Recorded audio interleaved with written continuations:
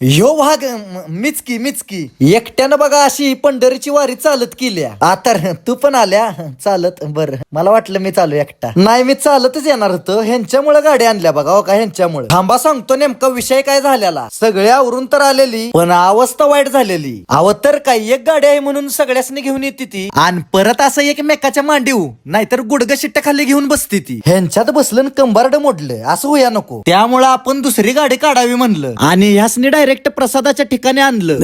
इकडे ती नव हिंनीच आपल्याला आणलंय नव का. नाही ह्यासनी मी आणल्यागत करतोय म्हणून म्हणलं. ही बघा तेजू दिदी आहे ना ह्यांच्याच रानात आम्ही आलेलो. अहो हिथच की ह्यांच्या आई बाबांकडून वारकऱ्यांसाठी जेवण असतंय. अजून संत तुकारामांच्या पालखीचं दर्शन पण हिथच मिळतंय. बघत बघत त्याच पालखीचं दर्शन झालं आणि पांडुरंगाच्या भक्तीत रंगलेलं सगळं वारकरी बघायला मिळालं. आणि ह्यातनं एवढं कळालं घरात बसून व्हिडिओ बघून कधी वारी नाही कळणार. त्यासाठी एकदा तरी पायी वारी करायलाच लागणार. बघत बघत इकडं तवर दिंडीचं पण औक्षण झालं. आमचं पण हात माऊलींच्या चरणाला लागलं. जशी आरती झाली लगेच जेवणाला पण पंगत बसली. या प्रसादामुळेच आम्हा सगळ्यांनी वारकऱ्यांची सेवा करण्याची संधी मिळाली. अनुप दादा लयच प्रेमळ आहे तुम्ही. मला देताय? नको मला नको. मला नको आहे. नाही मी त्यातलं इथं टाका म्हणून त्यातलं ह्याच्यात द्या.